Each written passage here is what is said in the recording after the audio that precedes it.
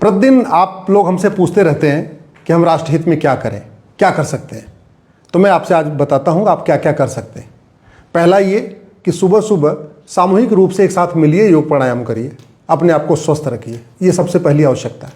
दूसरा, महीने में एक बार कम से कम अपने सांसद से मिलिए और एक बार कम से कम अपने विधायक से मिलिए।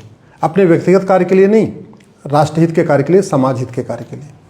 और एक काम अगर और आप कर सकते हैं तो बहुत अच्छा होगा, आप अपने सोशल मीडिया में निबंध लिखना शुरू करिए। कौन सा निबंध? जो बचपन में लिखते थे। आप याद करिए कि जब हम लोग प्राइमरी में हुआ करते थे, 6वीं 7वीं 8वीं में थे, तो हम लोगों के मास्टर साहब हर हफ्ते एक निबंध लिखवाते थे। निबंध क्या होता था? उसकी हेडिंग, यदि मैं मुख्यमंत्री होता। अगले हफ्ते फिर लिखवाते थे, यदि मैं प्रधानमंत्री होता। अगले हफ्ते लिखवाते थे, यदि मैं सांसद होता, यदि मैं विधायक होता। तो अगर आप फेसबुक यूज़ करते हैं, ट्विटर यूज़ करते हैं, इंस्टाग्राम यूज़ करते हैं, या सोशल मीडिया में कुछ भी यूज़ करते हैं, या हम कहते हैं व्हाट्सअप यूज़ करते हैं, तो कम से कम अपने मन की बात लिखना शुरू करिए कि यदि मैं प्रधानमंत्री होता तो ये 5 काम करता, 10 काम करता। यदि मैं मुख्यमंत्री होता तो ये मैं 5 काम करता या 10 काम करता। यदि मैं सांसद होता तो अपने क्षेत्र के लिए ये काम करता। यदि मैं विधायक होता अपने क्षेत्र के लिए ये काम करता। और वो लिख के उसको सर्कुलेट कर दीजिए। संभव हो अपने सांसद विधायक को भी भेज दीजिए, लेकिन लिखना शुरू करिए।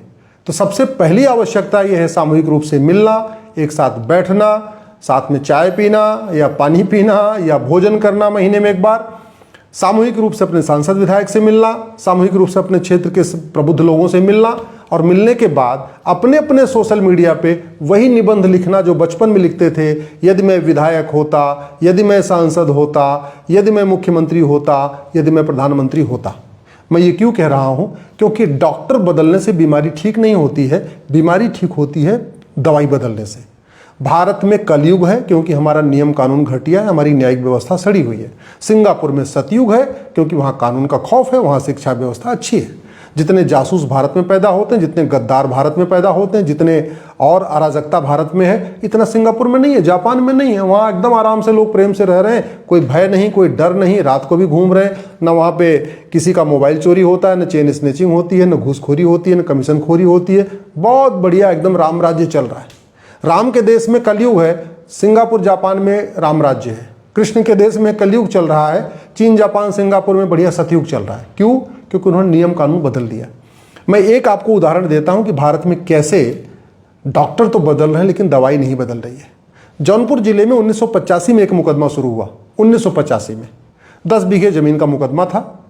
एक सज्जन ने कहा कि हमारी वसीयत असली है, दूसरे सज्जन ने कहा हमारी वसीयत असली है। 2 लोगों में विवाद था। केवल इतना तय करना था किसकी वसीयत असली है, किसकी वसीयत नकली है।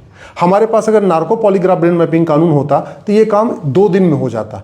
एक दिन एक पक्ष का narco polygraph brain mapping test कर लेते और पूछ लेते भैया तुमने वसीयत कब बनवाई, कैसे बनवाई, जो भी सवाल पूछ लेते। अगले दिन दूसरे से पूछ लेते। 2 दिन के अंदर ये मुकदमा खत्म हो जाता 1985 वाला।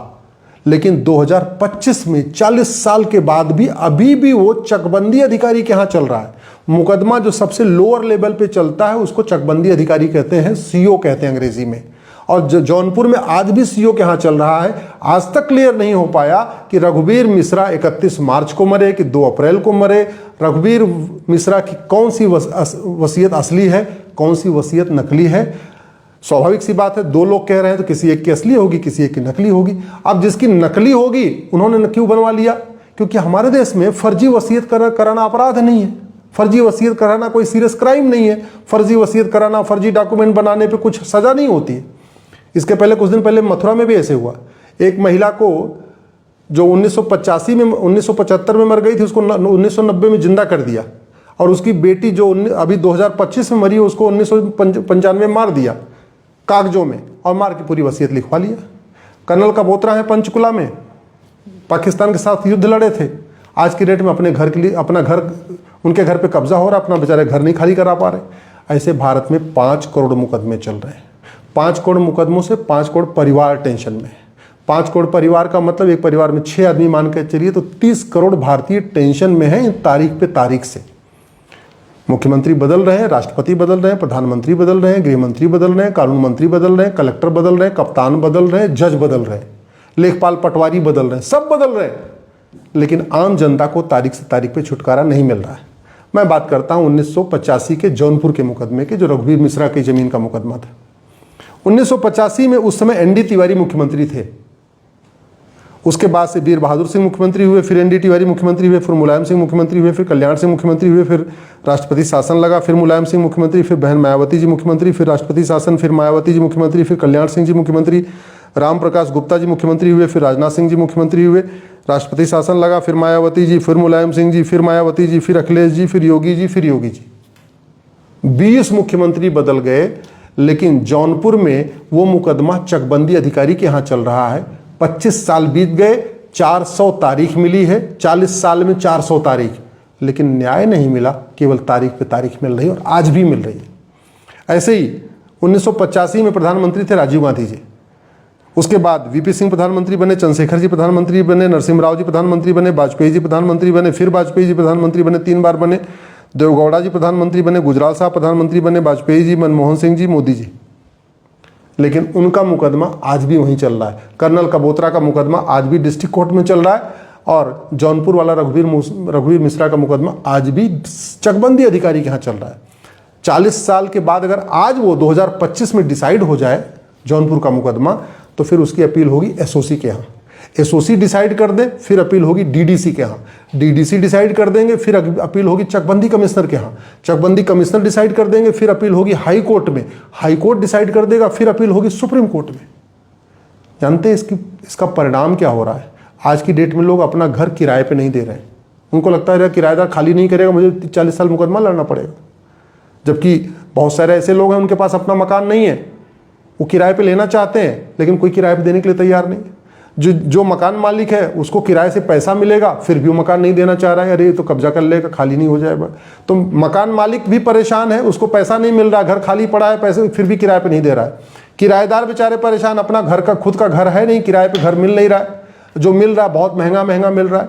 तो इसलिए ये, और क्यों? क्योंकि कानून का खौफ है। कानून का खौफ नहीं है, मकान मालिक को लगता है खाली नहीं होगा, किराएदार को लगता है मैं तो, बहुत सारे किराएदार करते भी हैं। ये जो अराजकता फैल रही है, इसका समाधान सरकार को करना है, विधानसभा में होगा, इसका समाधान संसद में होगा। सारी समस्याओं का समाधान पीआईएल के माध्यम से नहीं हो सकता। सारी समस्याओं का समाधान हाईकोर्ट सुप्रीम कोर्ट में नहीं हो सकता। 20% समस्याएं हाईकोर्ट सुप्रीम कोर्ट में ठीक हो सकती है, 80% समस्याओं का समाधान संसद और सुप्रीम कोर्ट में करना पड़ेगा। संसद में कैसे होगा? जब सांसद सवाल उठाएंगे, सांसद वहां आवाज उठाएंगे। विधानसभा में कब समाधान होगा? जब विधायक आवाज उठाएंगे। अब हो क्या रहा है? सांसद विधायक लगातार चुनाव ड्यूटी में लगे हैं। अभी यहाँ चुनाव है, फिर वहाँ चुनाव है, फिर वहाँ चुनाव है, फिर वहाँ चुनाव है।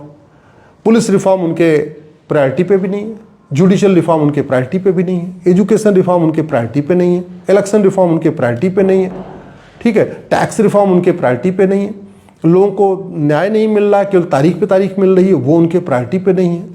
झूठ को गंभीर अपराध घोषित कर देना चाहिए, दुनिया के कई देशों ने किया है, वो हमारे देश में चर्चा ही नहीं हो रही है। दुनिया के कई देशों में झूठ पकड़ने के लिए नार्को पॉलीग्राफ ब्रेन मैपिंग कानून बना हुआ है, हमारे देश में भी होना चाहिए। ऐसा न कोई सांसद आवाज उठा रहा है, न कोई विधायक आवाज उठा रहा है, न कोई पार्टी का अध्यक्ष आवाज उठा रहा है। तो हो क्या रहा है? आम जनता पिस रही है इस पूरे सिस्टम में। सब बदल रहे हैं, लेखपाल पटवारी से लेके कलेक्टर कप्तान से लेके जज से लेके विधायक सांसद से लेके मंत्री मुख्यमंत्री कानून मंत्री गृह मंत्री, सब बदलते जा रहे हैं, सब बदलते जा रहे हैं। हर 5 साल पे नए नए आ रहे हैं। लेकिन आम जनता की जो समस्या है वो एज इट इज है। तो कैसे ठीक होगी? समाधान मैंने आपको बताया। सांसद से मिलिए, विधायक से मिलिए, सामूहिक रूप से मिलिए, अपने निजी कार्य के लिए नहीं बल्कि जनहित के कार्य के लिए मिलिए, व्यवस्था परिवर्तन के लिए मिलिए, और कम से कम अपने फेसबुक पे, ट्विटर पे, इंस्टाग्राम पे, अपने व्हाट्सएप पे एक निबंध लिखना शुरू करिए। यदि मैं विधायक होता तो ये करता, यदि मैं सांसद होता तो मैं ये करता, यदि मैं मुख्यमंत्री होता तो ये 10 काम करता, ये 5 काम करता, जो आपको ठीक लगता है। यदि मैं प्रधानमंत्री होता तो ये करता। मैं आपसे आग्रह कर रहा हूं, आप अपने मन की बात लिखना शुरू करिए। जिस दिन भारत की जनता अपने मन की बात सोशल मीडिया पे लिखना शुरू करेगी, जिस दिन भारत की जनता अपने मन की बात अपने सांसदों को बताना शुरू करेगी, विधायकों को बताना शुरू करेगी, जिस सार्वजनिक रूप से लिखना शुरू करेगी, बोलना शुरू करेगी, उस दिन व्यवस्था परिवर्तन हो जाएगा। फिर भारत में राम राज्य भी आ जाएगा, भारत में सतयुग भी आ जाएगा, भारत विश्वगुरु भी बन जाएगा, भारत विकसित भी हो जाएगा, भारत में अपराध भी खत्म हो जाएगा, भ्रष्टाचार भी खत्म हो जाएगा। भारत की कोई समस्या लाइलाज नहीं है, भारत की कोई समस्या विश्वव्यापी नहीं है। जो समस्याएं भारत में है ये चीन, जापान, सिंगापुर में नहीं है। जो समस्याएं भारत में है अरब, दुबई, कुवैत, बहरीन में नहीं है, अबू धाबी में नहीं है। यहाँ केवल इसलिए चल रहा है क्योंकि हमारा सारा सिस्टम, सारी व्यवस्था वही गुलामी वाली चल रही है, सड़ी वाली व्यवस्था चल रही है।